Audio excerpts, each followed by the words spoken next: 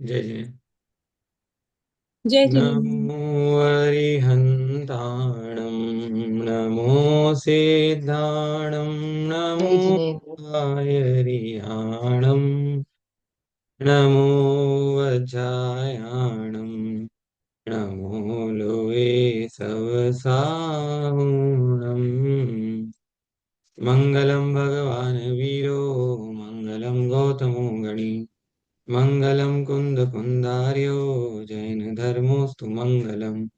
सर्वमङ्गलमाङ्गल्यं सर्वकल्याणकारकं, प्रधानं सर्वधर्मानं, जैनं जयतु शासनं, जैनं जयतु शासनम्।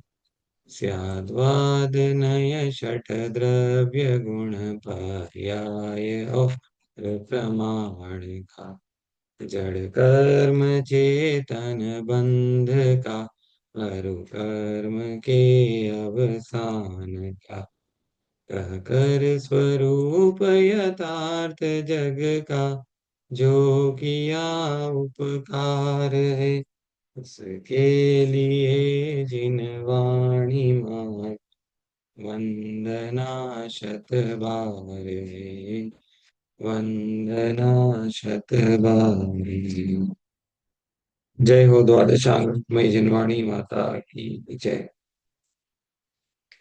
तीन भुवन में सार, वीतराग विज्ञान था, शिव स्वरूप शिव का,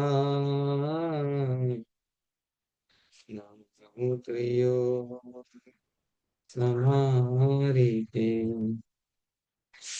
मांगलिक ग्रंथ श्री छेड़ाला जी, रचयिता पंडित श्री दौलत राम जी।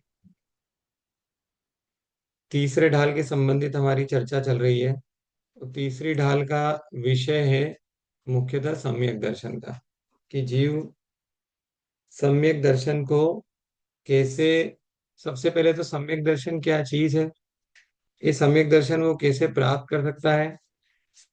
सम्यक दर्शन निश्चय और व्यवहार के रूप से दो भेद से किस प्रकार का है। निश्चय सम्यक दर्शन क्या है जिसकी चर्चा हम कर चुके हैं, व्यवहार सम्यक दर्शन क्या है, और फिर इस सम्यक दर्शन के अंग क्या क्या हैं उनकी हम चर्चा करेंगे। ये सम्यक दर्शन में क्या क्या दोष लगते हैं जिनसे बचना चाहिए, इन सब की चर्चा जो है वो तीसरी ढाल के अंतर्गत अपन करेंगे। ठीक है। तो पहले छंद में तो हमने ये देखा था कि आत्मा का हित किस में है। तो उसमें था कि आत्मा का हित तो सुख में है, और वो सुख कैसा होना चाहिए, तो वो सुख होना चाहिए आकुलता रहित। आकुलता रहित जो सुख होगा उसी में ही आत्मा का हित है। और वो आकुलता रहित जो सुख है वो मिलता है मोक्ष में, इसलिए मोक्ष मार्ग में लगना चाहिए। और जो मोक्ष है उसका निरूपण दो प्रकार से किया, या यूं कहें कि वो जो मोक्ष मार्ग है, उस है तो वो एक ही मार्ग, लेकिन उस पे आगे बढ़ने के लिए हमारे पास दो सहायक हैं। निश्चय मोक्ष मार्ग पे हमको आगे बढ़ना है, लेकिन उस निश्चय मोक्ष मार्ग पे आगे बढ़ने के लिए व्यवहार मोक्ष मार्ग जो होता है वो सहायक होता है। तो इसलिए निश्चय मोक्ष मार्ग की चर्चा करी, व्यवहार मोक्ष मार्ग की चर्चा करी। उसके बाद हमने, क्योंकि व्यवहार की बात करी थी और व्यवहार के अंदर भेद की बात होती है, भेद रत्नत्रय होता है। तो सम्यक दर्शन, सम्यक ज्ञान और सम्यक चारित्र, ये रत्नत्रय है, ये मोक्ष का साक्षात मार्ग है। तो निश्चय सम्यक दर्शन, निश्चय सम्यक ज्ञान, निश्चय सम्यक चारित्र, इसकी चर्चा कर चुके हैं। अब अपने को बात करनी है व्यवहार सम्यक दर्शन की। उसके बाद व्यवहार सम्यक ज्ञान की बात करेंगे, फिर व्यवहार सम्यक चारित्र की बात करेंगे। सबसे पहले यहाँ पे चर्चा होगी व्यवहार सम्यक चारित्र की, ठीक है। क्योंकि दूसरे छंदे की आखिरी जो लाइन थी वहां पे उन्होंने हमसे क्या कहा था, अब व्यवहार मोक्ष मग सुनिए, हेतु नियत कोई। मतलब पहले उन्होंने निश्चय सम्यक दर्शन की परिभाषा दे दी कि परद्रव्यंत भिन्न आप में रुचि सम्यक तो भला है। उसके बाद निश्चय सम्यक दर्शन की परिभाषा दे दी। उसके बाद निश्चय सम्यक ज्ञान की परिभाषा दी कि आप रूप को जान पनो। फिर निश्चय सम्यक चारित्र की परिभाषा दी, उसमें कहा आप रूप में लीन रहे थे। तो ये तीनों निश्चय सम्यक दर्शन, सम्यक ज्ञान, सम्यक चारित्र की चर्चा हो गई। अब अपने को वो कह रहे हैं कि अब मैं व्यवहार मोक्ष मग के बारे में कहता हूँ, उसकी इसको आप ध्यान से सुनो। तो व्यवहार सम्यक दर्शन क्या होता है उसकी चर्चा यहाँ पर होगी। ठीक है।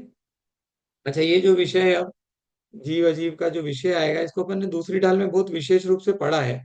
तो यहाँ पर अपन थोड़ा देखेंगे फिर से, लेकिन उतना विशेष वापस से नहीं पढ़ेंगे जितना दूसरी ढाल में पढ़ के, क्योंकि वहां पर भी जीव अजीव आश्रव बंध संबंध निर्जरा, ये सातों तत्वों संबंधी जब भूल अपन पढ़ रहे थे, तब पहले इनके लक्षण पढ़े थे कि ये होते क्या है, संवर क्या होता है, निर्जरा क्या होती है, जीव द्रव्य क्या है, बंध क्या है। उसके बाद इन तत्वों संबंधी क्या क्या भूल थी, उनकी भी अपन ने चर्चा करी।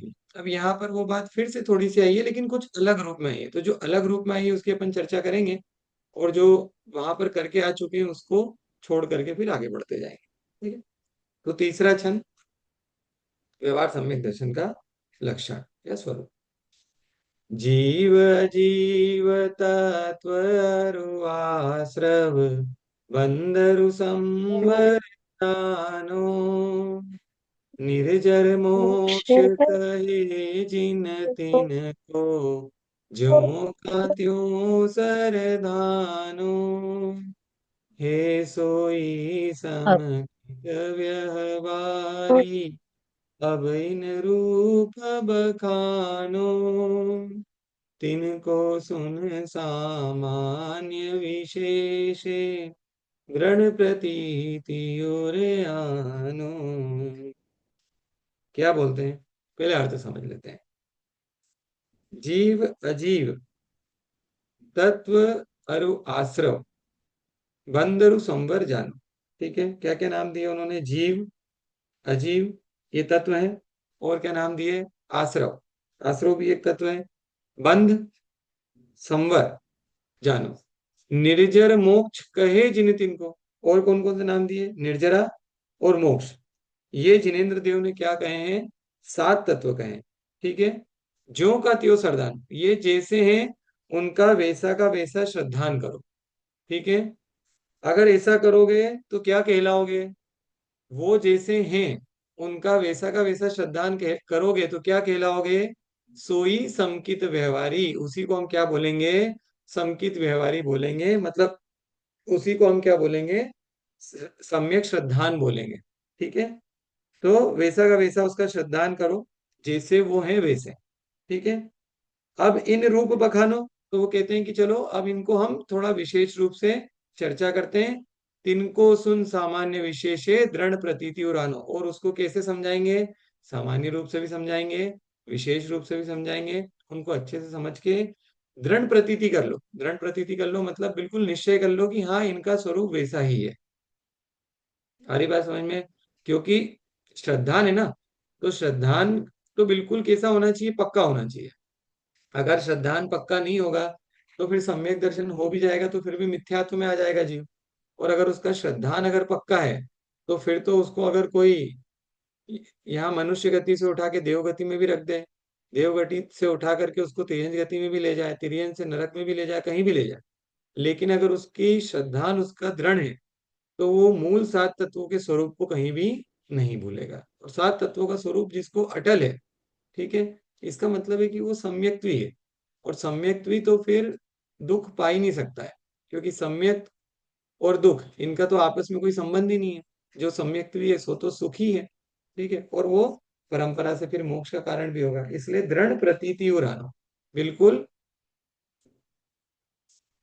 दृढ़ता के साथ आप क्या करो, इसका निश्चय कर लो जैसा स्वरूप हम आपको बता रहे हैं। ठीक है। अब अपन इसको देखते हैं। आचार्य भगवान उमा स्वामी महाराज ने क्या दिया था सूत्र, तत्वार श्रद्धानम सम्यक दर्शनम कहा। ठीक है। पहला सूत्र क्या दिया, सम्यक दर्शन ज्ञान चारित्राणी मोक्ष मार्ग, ये सूत्र दिया था। उसके बाद उन्होंने सूत्र दिया तत्वार श्रद्धानम सम्यक दर्शनम, कि सात तत्वों का यथार्थ श्रद्धान सम्यक दर्शन है। वही दौलत राम जी कह रहे हैं कि जीवादि सात तत्व जो जिनेन्द्र देव ने कहे हैं, उनका ज्यों का त्यों श्रद्धान करना व्यवहार सम्यक दर्शन है, एक ही बात है। ठीक है। जो सात तत्व है उनका श्रद्धान भी सम्यक दर्शन है ना। और तत्वार श्रद्धान का नाम भी सम्यक दर्शन है। और वो जो तत्व बोले, वो तत्व कितने कहे वहां पे आगे चल के तत्वार सूत्र में भी सात तत्व है गए। ठीक है। तो बात एक ही है। अब देखिए इसमें इन्होंने क्या कहा है। हम्म, जो जीव दर्शन भ्रष्ट है, वही वास्तव में भ्रष्ट है। क्या बोला? जो जीव दर्शन से भ्रष्ट है वही वास्तव में भ्रष्ट है, क्योंकि दर्शन भ्रष्ट को निर्वाण की प्राप्ति नहीं होती। चारित्र भ्रष्ट को मोक्ष हो जाता है, पर दर्शन भ्रष्ट को मोक्ष नहीं होता। अब ये बात ऐसी क्यों कही यहाँ पे? तो यहाँ पे देखो, सम्यक दर्शन का विषय है, इसलिए सम्यक दर्शन हमारा दृढ़ रहे, उसके लिए उन्होंने बोला कि अगर कोई व्यक्ति दर्शन से क्या है भ्रष्ट हो गया, तो फिर वो पूरी तरीके से क्या हो गया? भ्रष्ट हो गया। अगर कोई चारित्र से भ्रष्ट हो गया है, मतलब किसी को एक बार सम्यक चारित्र हुआ और वो चारित्र से अगर भ्रष्ट हो गया, तो कोई बात नहीं है, वो वापस से चारित्र को प्राप्त करेगा। क्यों? क्योंकि उसके अभी सम्यक दर्शन बचा हुआ है, अभी सम्यक दर्शन से वो टूटा नहीं है, तो वापस से वो चारित्र को वापस से प्राप्त करेगा, वापस से आगे बढ़ जाएगा। लेकिन अगर किसी ने दर्शन में किसी के खोट है, तो फिर कहाँ तो सम्यक ज्ञान और कहाँ सम्यक चारित्र? उसके तो सम्यक ज्ञान और सम्यक चारित्र की कोई बात ही नहीं है। अभी तो उसके सम्यक श्रद्धान ही नहीं हुआ, और बिना सम्यक श्रद्धान के तो कोई काम हो ही नहीं सकता है, क्योंकि अगर बीज बीज ही नहीं है, वृक्ष का बीज ही नहीं है, मूल ही नहीं है, तो वृक्ष खड़ा कैसे रह सकता है? ठीक है। हाँ, ऐसा हो कि वृक्ष लगाया, वृक्ष में कुछ पौधा आया, ठीक है, कुछ फल भी आए, किसी वजह से बहुत तेज आंधी आई और वो वृक्ष या वो जो पौधा है वो थोड़ा सा उजड़ गया। लेकिन अगर उसका बीज अभी भी क्या है, अपनी जगह पे लगा हुआ है, तो इसका मतलब ये है कि वहां पे फिर से वृक्ष खड़ा हो सकता है। ठीक है। इसलिए ज्ञान और चारित्र में कमी आ भी जाए, लेकिन श्रद्धान अगर दृढ़ बना हुआ है, तो व्यक्ति टिका रहेगा और वो मोक्ष को प्राप्त कर लेगा। लेकिन अगर अगर मूल ही नहीं है, सम्यक्त्व ही नहीं है, तो फिर तो काम नहीं बनेगा। इसलिए यहाँ पे सम्यक का महत्व बताने के लिए उदाहरण दिया है। तत्वों के यथार्थ ज्ञान के श्रद्धान को समीचीन अथवा सम्यक दर्शन का है। उन 7 तत्वों की विवेचना हम दूसरी ढाल में सुन चुके हैं, कि वो जो 7 तत्व क्या थे, उनकी चर्चा तो अपन दूसरी ढाल में कर चुके थे। जीव तत्व इतना मान लेना अथवा जान लेना पर्याप्त नहीं है। इतने जानने मात्र से तुम्हारा कल्याण होने वाला नहीं है। जीव एक तत्व है, खाली इतना ज्ञान सम्यक दर्शन में सहायक नहीं। ये बात अपन ने पहले भी की थी, कि खाली ये 7 नाम याद कर लेने से किसी को सम्यक दर्शन नहीं हो जाएगा। इससे तो क्योंकि ये तो छोटे बच्चे को भी याद करा दो, छोटा बच्चा भी रहता है उसको भी याद करा दो। एक आत्मा, दो संसारी जीव, एक प्रकार की आत्मा, दो प्रकार के जीव, तीन प्रकार का रत्नत्रय, चार प्रकार के कषाय, और उनको नाम भी याद रहते हैं बच्चों को। अब क्या कहें, उससे उनको सम्यक तो हो गया क्या 3 साल के बच्चे को? कहते हैं नहीं, उससे सम्यक नहीं हुआ है, वो तो खाली उसने नाम मात्र याद किया है। वैसे ही हमारी स्थिति है, अभी हमने क्या करें, नाम मात्र जाने, इनके स्वरूप का सच्चा श्रद्धान किया या नहीं वो इंपॉर्टेंट है। सम्यक दर्शन का अनुकंपा नाम का हेतु कह रहा है कि जब तुम्हारे अंदर एक इंद्री से लेकर संगी पंचेंद्री तक के जीवों के प्रति करुणा, दया, वात्सल्य भाव उमड़ पड़े, समझ लेना तुम्हारा सम्यक दर्शन भाव प्रकट हो गया। अरे, जीव ऐसा बोलने से, ऐसा ज्ञान करने से तो सम्यक दर्शन नहीं हो गया, लेकिन जहां पे हमको जीव दिखाई देना चाहिए, क्या वहां पे अपने को जीव दिखाई दे रहे हैं कि नहीं दिखाई दे रहे हैं? आ रही बात समझ में? क्या हमको एक इंद्री के अंदर जीव दिखाई देते हैं, क्या हमको दो इंद्री के अंदर जीव दिखाई देते हैं, तीन इंद्री के अंदर जीव दिखाई देते हैं? क्योंकि जिन्होंने सिर्फ नाम जाना है, उनको नहीं पता कि जीव कहाँ कहाँ पे, तो वो तो विराधना करेंगे। लेकिन जिन्होंने जीव का स्वरूप समझा है, जिन्होंने जीव को खोजा है, उनको तो एक इंद्री, दो इंद्री, तीन इंद्री आदि में भी जीव दिखाई देंगे, और वो वहां पर भी उनके ऊपर करुणा करेगा। ठीक है, यही तो बताता है कि हम क्या हैं, हमने उस चीज को अच्छे से समझा है, हमने उसको दृढ़ रूप से धारण किया है। ध्यान रखना, जीव तत्व का यथार्थ श्रद्धानी न तो अभक्ष भक्षण करेगा।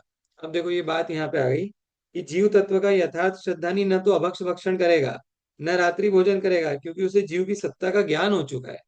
वह समस्त जीवात्मा को अपने समान देख रहा है। समस्त जीव दर्शन ज्ञान स्वभावी है, सभी में सिद्ध सत्ता विराजी है। तो वो कहते हैं कि हम तुम्हें कैसे सम्यक दृष्टि माने, अगर तुम्हारी क्रियाएं किसी और जा रही हैं, और तुम्हारा बातें कहीं और जा रही हैं, तो सम्यक दृष्टि कैसे हो सकते हो? ठीक है, बात तुम सम्यक दर्शन की करो, और दिन रात अभक्ष भक्षण करो, रात्रि भोजन करो, ठीक है, तो कहते हैं कि ये सब चीजें तो मेल नहीं खाती हैं। जिसको वाकई में तत्वों का सच्चा श्रद्धान हुआ है, तो फिर वो वहां पे उन तत्वों संबंधी जो जो उससे विराधना हो रही थी, उन विराधनाओं से वो बचेगा कि नहीं बचेगा? बिल्कुल बचेगा, है कि नहीं? जितने भी पदार्थ आत्मा से शून्य नजर आ रहे हैं वे सब अजीब हैं। अब अजीब की चर्चा करी कि जितने भी पदार्थ जो आत्मा से शून्य है वे सब क्या हैं? अजीब है। ठीक है।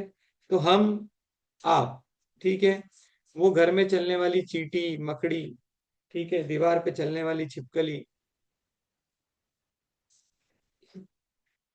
वो दो इंद्रिय जीव रेंगने वाले, ठीक है, एक इंद्रिय जीव जो हमको दिखाई तो नहीं दे रहे हैं जिनकी लेकिन हम जतन करते हैं, पानी वगैरह छान करके पीते हैं।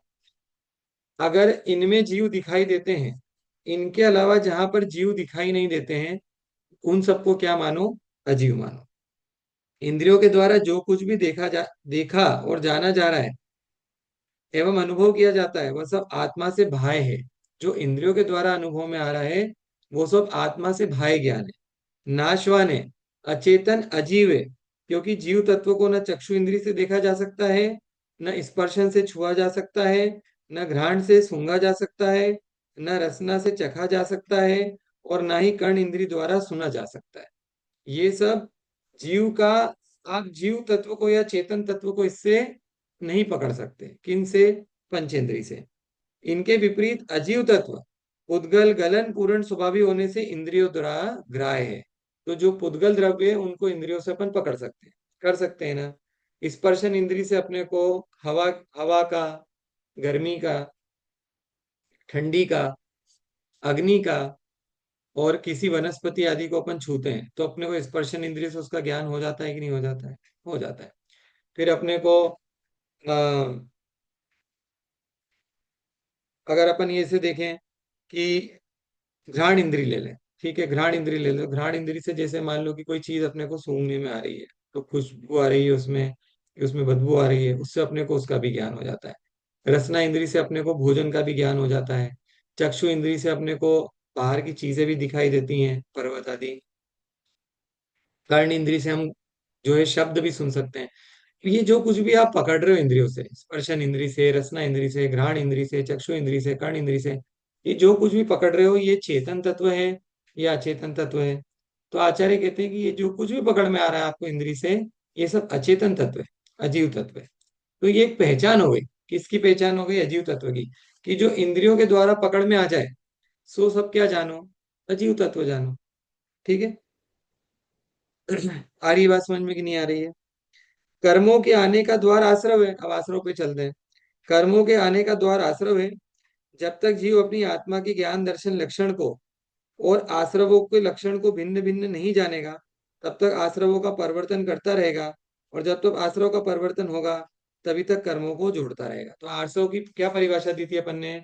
कर्मों के आने के द्वार को अपन क्या बोलते हैं? आश्रव बोलते हैं। बराबर है। तो वो कर्मों के आने का द्वार है। और ये कर्म क्यों आते हैं? ये कर्म क्यों आते हैं? क्या चर्चा करी थी अपन ने कि ये आश्रव क्यों होता है हमको? क्यों होता है आश्रव? बोलिए। पढ़ के आए ना अपन अभी आगे। आश्रव तत्व क्यों है? मन वचन काय के योग से। हाँ, क्योंकि हमारे मन वचन काय के जो योग होते हैं उनमें जो चंचलता होती है, आत्मा के प्रदेशों में जो चंचलता होती है, इससे क्या होता है? कर्मों का आना होता है। ठीक है। और ये जो चंचलता होती है इससे तो, है ना, लेकिन ये चंचलता क्यों होती है? क्योंकि हमारे अंदर क्या है? प्रमाद विद्यमान है, हमारे अंदर कषाय विद्यमान है। उससे हमारे परिणाम क्या होते हैं? ऊपर नीचे होते हैं। उन परिणामों की वजह से योगों की चंचलता होती है और जिससे क्या होता है? कर्मों का आश्रय होता है। ठीक है। बराबर है। जिस दिन आश्रव तत्व समझ में आ जाएगा उसी दिन से संवर तत्व अपना कार्य करना प्रारंभ कर देगा। अब जिसको आश्रव तत्व समझ में आता है उसको संवर तत्व भी समझ में आता है। कैसे संवर तत्व समझ में आता है? कि जैसे कर्मों के आने के द्वार को आश्रव कहा, तो उस आश्रव को रोकना सो क्या है? संवर है। आश्रव को रोकना संवर है। तो अगर आपको ये पता है कि कर्म कैसे आते हैं तो आप उसको रोकने का उपाय भी करना जानोगे। लेकिन अगर आपको यही नहीं पता है कि कर्म आते क्यों हैं, हाँ बस कर्म आ जाते हैं, आ जाते हैं, ऐसे बोलने से नहीं चलता है ना कि हाँ कर्म आ जाते हैं। हमको समझना पड़ेगा कि वो कर्म क्यों आ रहे हैं और फिर उनको रोकने का उपाय भी हमको समझना पड़ेगा। तप के द्वारा, साधना के द्वारा जो कर्म धीरे धीरे निर्जीर्ण हो रहे हैं वह निर्जरा का स्वरूप है। अच्छा, इसमें एक जो अपना छूट गया अभी वो तो बात ही नहीं हुई ना, बंध की तो बात ही नहीं हुई अपनी, अपन तो सीधे निर्जरा पे आ गए और संवर पे आ गए, संवर निर्जरा पे। तो एक क्या रह गया बीच में, बंध तत्व रह गया। अब वो बंध तत्व कैसे होता है, तो वो जो बंध है, तो वो कर्म जो आ रहे हैं आश्रव के माध्यम से, वो जब हमारी आत्मा के साथ एक क्षेत्रागा हो जाते हैं, जब वो हमारी आत्मा के साथ में एक क्षेत्रागा हो जाते हैं, सो बंध हो जाता है। ठीक है। तो जो आश्रव तत्व को जानता है, वो संवर को भी जानता है। ठीक है। इसी तरीके से जो बंध को जानता है, वो निर्जरा को भी जानता है, कि जिस प्रकार से ये कर्म आकर के हमारी आत्मा में बंधे थे, ठीक है, उसी तरीके से ये कर्म क्या होंगे, हमारी आत्मा से निर्जरित भी होंगे। ठीक है। और वो निर्जरित किस तरीके से होंगे, तो वो उसी के द्वारा होंगे, तप के द्वारा, साधना के द्वारा। जो कर्म धीरे धीरे निर्जर हो रहे हैं, वही निर्जरा का स्वरूप है। ये सब अपन चर्चा करके आए हैं, इसलिए अपन इसको थोड़े थोड़े में ही समझ रहे हैं। अब दूसरी ढाल में अपन इसकी बहुत विशेष चर्चा कर चुके हैं सब। फिर आत्मा समस्त कर्म कालिमा से जब रिक्त हो जाता है, बंधे हुए समस्त कर्म क्षय को प्राप्त हो जाते हैं, आत्मा की वो अवस्था मोक्ष है। अब सारे कर्म चले गए, सारे कर्म चले गए, तो वो जो अवस्था प्राप्त हुई, सो कैसी अवस्था प्राप्त हुई, मोक्ष अवस्था। ध्यान रखना, लोक मान्यता है कि आत्मा का मोक्ष हो गया, परंतु जैन दर्शन कह रहा है कि आत्मा में बंधे हुए कर्मों का सर्वदेश क्षय हो जाना है, का नाम मोक्ष है। आत्मा का कोई मोक्ष नहीं होता है। आत्मा तो आत्मा ही है। आत्मा तो हमेशा से ही फ्री थी। आत्मा को अपन ने कब बांधा, ठीक है, आत्मा के साथ में एक क्षेत्रागार जो रहते हैं ना, उसी को बस अपन बंध बोलते हैं। मतलब ये जो पूरा खेल है, ये क्या है, कर्म का आत्मा के साथ रहना, कर्म का आत्मा के साथ रहना, यही हमारे और हमारे संसार और हमारे मोक्ष के बीच का अंतर है। ठीक है। जिस दिन हमारी आत्मा और ये कर्म अलग अलग हो गए, ठीक है, उस समझ लो कि वो मोक्ष हो गया। मतलब कहने का ये है कि आत्मा वैसे भी कभी कर्मों से बंधता ही नहीं है, निश्चय नहीं से। तो आत्मा कभी भी निश्चय नहीं से कर्मों से बंधता ही नहीं है। ये तो सब व्यवहार का कथन है, क्योंकि आत्मा एक अमूर्तिक द्रव्य है, कर्म एक मूर्तिक द्रव्य है। अमूर्तिक और मूर्तिक का आपस में कभी बंध नहीं होता है। ये जो कुछ भी है, ये सब निमित्त नैमित्तिक संयोग है। और ये निमित्त नैमित्तिक संयोग तब तक ही चलेंगे, जब तक कि हम इनको बिल्कुल क्या कर दें, कर्मों को अपनी आत्मा से पृथक ना कर दें, उसी व्यवहार रूप से। जिस व्यवहार रूप से हम उसको अपना मान रहे हैं कर्मों को, क्या जिस जिस व्यवहार रूप से हम उसको बोल रहे हैं कि संसार में रहते हुए ये कर्म हमारे हैं, उसी रूप से जब हम उनको अलग कर देंगे, तो हम कह देंगे कि क्या हो गया, मोक्ष हो गया, वो आत्मा मुक्त हो गई। बस ये अंतर है। वरना आत्मा अनादिकाल से मुक्ति है, अनंत काल तक मुक्ति रहेगी। उसका कभी कोई एक अंश भी किसी एक कर्म के साथ में आज तक जुड़ा ही नहीं है, जो आगे कभी जुड़ेगा। ठीक है। लेकिन ये तो संसार की दशा ऐसी है कि हम क्या हैं, उस एक क्षेत्र का रूप से बंधे हुए हैं। और हमारी जो कषाएं हैं, वो उनका पोषण करती हैं। उसकी वजह से उनमें वो फलदान शक्ति आती है, जिसका भोग हम भोगते हैं, और फिर संसार के अंदर दुखी होते हैं। अगर हम इसको गहराई में जाकर के उतरें, तो वाकई में हमारी आत्मा के एक भी प्रदेश को किसी भी कर्म ने आज तक स्पर्श ही नहीं किया है, स्पर्श नहीं किया है। रहते जरूर साथ में, लेकिन आत्मा के एक भी प्रदेश को स्पर्श नहीं किया उसने।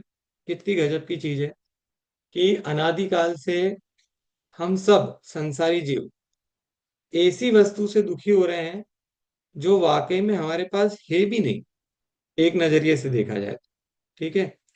एक व्यवहार के नजरिए से देखे तो हम उसको बांध भी रहे हैं, सब कुछ चीजें हो रही हैं, कर्म बंध भी हो रहा है, निर्जरा भी हो रही है, सब चीजें हो रही हैं। लेकिन एक निश्चय की दृष्टि से देखा जाए तो हम ऐसी चीजों से दुखी हो रहे हैं, जो कि वाकई में हमारे पास है ही नहीं।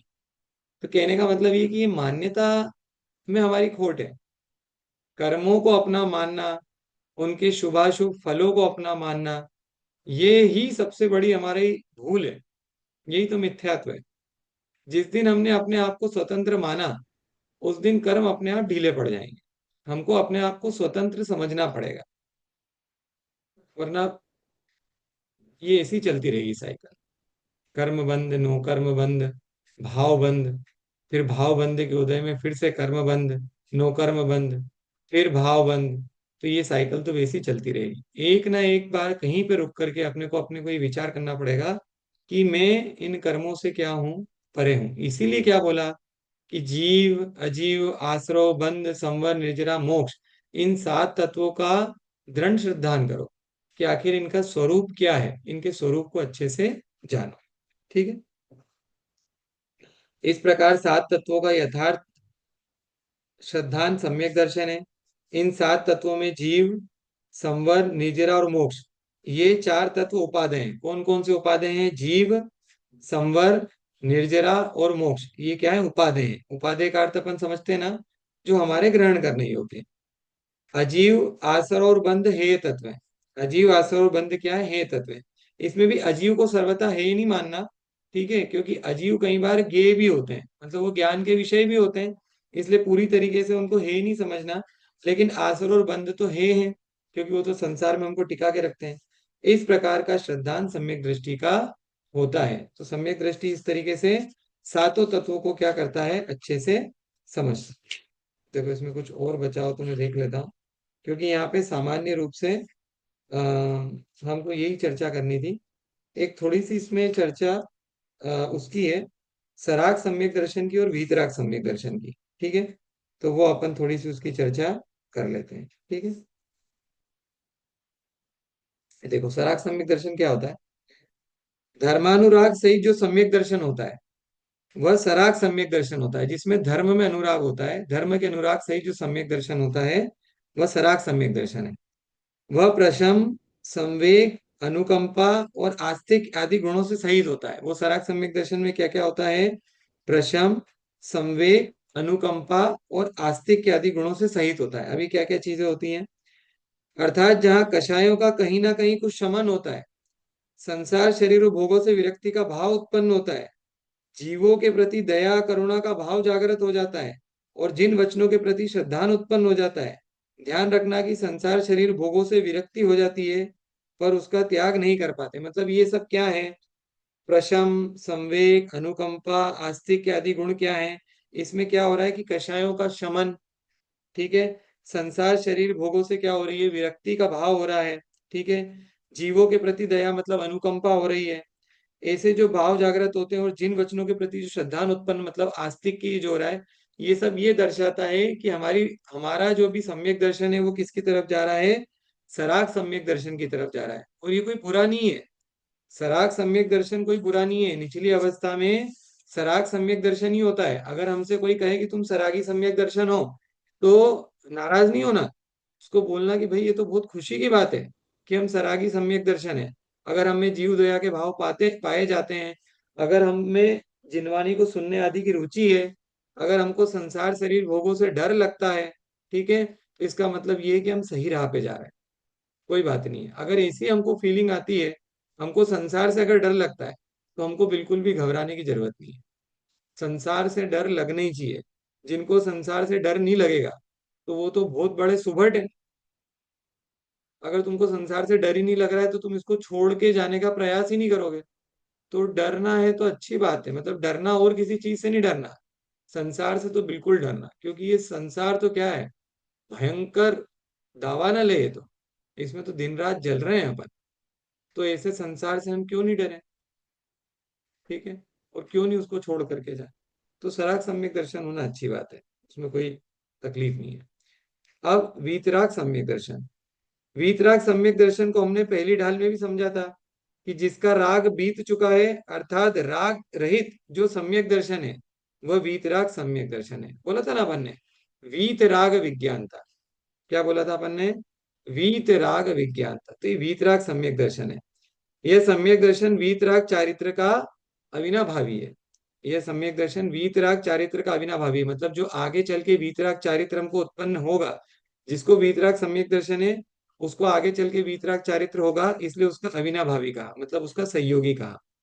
यहाँ श्रद्धानु चारित्र में एकता होती है, विषय भोगों से अत्यंत विरक्ति भाव होता है। वीतरागी सम्यक दर्शन में या वीतराग सम्यक दर्शन में विषय भोगों से अत्यंत विरक्ति होती है। जो सराग सम्यक दृष्टि होता है वो तो अभी भी विषय भोग में थोड़ा लगा हुआ है, संसार से तो डरता है, लेकिन उसकी अभी शक्ति कम है, तो वो अभी भी संसार भोग में परिवार में लगा हुआ है। लेकिन जो वीतराग सम्यक दृष्टि है, उसका तो राग भी गया, उसका तो द्वेष भी गया, तो उसका तो बिल्कुल भी भाव अत्यंत विरक्त भाव हो गए उसके। सराग सम्यक दृष्टि तो मात्र श्रद्धान करता है, परंतु आचरण में नहीं उतरता है।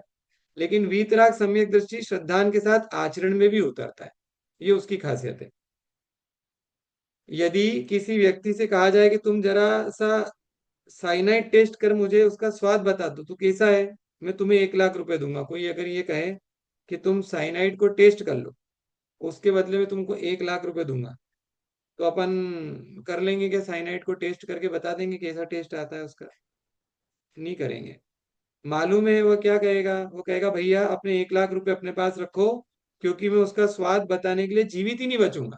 भाई कोई साइनाइड खा करके उसका स्वाद कैसे बता सकता है कि साइनाइड का स्वाद कैसा होता है? क्योंकि उसको खाते से ही चाटते से ही मरण हो जाएगा। आप उसे करोड़ों रुपए का प्रलोभन देना, फिर भी साइनाइड का टेस्ट तो बहुत दूर है, वह शीशी भी नहीं छुएगा, क्योंकि उसे दृढ़ श्रद्धा है कि यह हमारे लिए घातक है।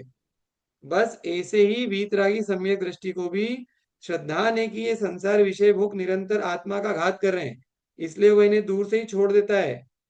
ये होती है वीतराग सम्यक दृष्टि की स्थिति। कितना बढ़िया उदाहरण दिया, कितना बढ़िया उदाहरण दिया कि करोड़ों रुपया भी दो तुम करोड़ों रुपया भी दो, तो भी हम साइनाइड तो नहीं चखेंगे, क्योंकि हमको मालूम है कि उसको चखने से हमारा मरण हो जाएगा। वैसे ही ये कह रहा है कि तुम हमें कुछ भी प्रलोभन दो। अब हमने एक बार वीतराग सम्यक दर्शन धारण कर लिया है और हमको समझ में आ गया है कि संसार के अंदर दुख के अलावा कुछ भी नहीं है। हम तुम्हारा कोई भी प्रलोभन जो है, इस संसार का कोई भी सुख, कोई भी विषय कषाय, ठीक है, हम उसको भोग करके तुम्हें नहीं बताएंगे कि उसमें आनंद है कि नहीं है। हम जानते हैं कि ये सब क्या है, ये अंततः दुख के ही कारण है। आचार्य कहते हैं कि जिसने एक बार आत्मा का रस चख लिया, उसको बाकी सब चीजों में रस आ ही नहीं सकता है। उसको कोई भोग में रस नहीं आएगा, उसको कोई चीज में रस नहीं आएगा। जिसको जिनवानी पढ़ने में आनंद आता है, वो क्यों इधर उधर के नॉवल पढ़ के अपना समय खराब करेगा? नहीं करेगा। जिसको प्रवचन सुनने में आनंद आता है, वो क्यों इधर उधर की फालतू की चीजें देख के अपना समय खराब करेगा? जिसको गुरुओं की सेवा में रस आता है, वो इधर उधर की जगहों पे क्यों भागता फिरेगा? तो जिसको जहाँ की प्रतीति हो जाती है, जिसको जहाँ का, जिस चीज में जिसको आनंद आने लगता है, वो फिर पलट दूसरी जगह में नहीं जाता। और विषय भोगों के साथ भी ऐसे ही है। विषय भोगों के साथ भी ऐसे ही है। जिनको विषय भोगों में आनंद आता है, उनको धर्म में बिल्कुल आनंद नहीं आता है। उनको वही सब अच्छा लगता है। जिसको घूमने फिरने में मजा आता है, उसको मंदिर में बैठना ज्यादा देर अच्छा नहीं लगता है। ठीक है, जिसको खाने पीने में मजा आता है, उसको तब उपवास व्रत आदि उसको पसंद नहीं आते। तो कहने का मतलब ये कि हम अपने आप को कहाँ लेके जा रहे हैं, हमको क्या करना है? हमको रस अपनी आत्मा में कहाँ उत्पन्न करना है? हमको देव शास्त्र गुरु के प्रति जो हमारा श्रद्धान है, वहां हमको रस आए तो हमारी रुचि वहां पे बनेगी। और अगर हमको विषय भोगों के अंदर रस आने लगेगा तो हमारी रुचि वहां पे बनेगी। बात इतनी सी है कि देव शास्त्र गुरु के निकट रहेंगे तो हमारा ये भाव तो बहुत उच्च निकलेगा, उच्च कोटि का। और हमारे आगे के भी सभी भाव क्या होंगे जो आने वाले हैं, वो भी क्या होंगे? सब सार्थक होंगे। परंपरा से ये सब मोक्ष के कारण बनेंगे। और अगर इस भाव को हमने विषय भोगों में लगा दिया, ठीक है, तो ये भाव तो हमारा पूरा बेड़ा गर्क। और आगे पर भोग के अंदर जो हमको दुख भोगना पड़ेंगे उसके बदले में, उसका तो फिर हम उसका तो फिर जिनवाणी में ही हम सब देखें कैसे कैसे दुख अपन पहली डाल में पड़ करके आए। ठीक है, इसलिए हमको हमारी रुचि थोड़ी सी बदलना पड़ेगी। जिनको सम्यक दर्शन की प्राप्ति करना है, उनको अपनी रुचि भी बदलना पड़ेगी। ठीक है, अगर सुखी होना है, अगर किसी व्यक्ति को अनंत सुखी होना है, और अनंत सुखी होने का मार्ग अगर सम्यक दर्शन से होकर के निकलता है, और सम्यक दर्शन हमसे ये कह रहा है कि आप 7 तत्वों को अच्छे से जानो, उनको समझो, तो वो 7 तत्वों को जानने समझने उनका विचार करने के लिए जिनवाणी को हाथ में लेना पड़ेगा। ठीक है, और ये अगर मार्ग है तो इस मार्ग पे अपन चलते हैं। इसके अलावा जो भी खोटे मार्ग है उस पे चल के अपने को कुछ भी मिलने वाला नहीं। ठीक है, और इसके अंदर कुछ विशेष तो यहाँ पर है नहीं। ठीक है,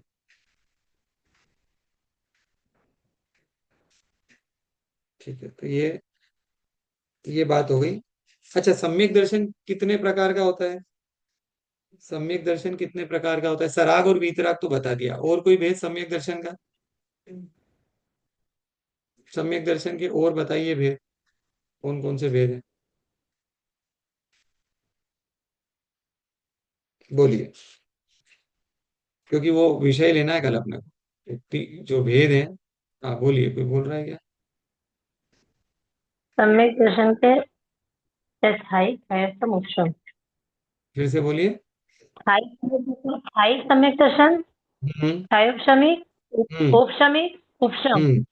नहीं नहीं, बस तीन भेद, चार नहीं, तीन भेद बोलो आप। ठीक है। उपशम और औपशमिक एक ही रहेगा क्या? एक ही है, एक ही है। ठीक है। हाँ, तो आपका उत्तर सही है। औपशमिक सम्यक दर्शन, छायोपशमिक सम्यक दर्शन और छायिक सम्यक दर्शन। तो अभी अपन ने ये जाना कि सामान्य से सम्यक दर्शन क्या है, ये है।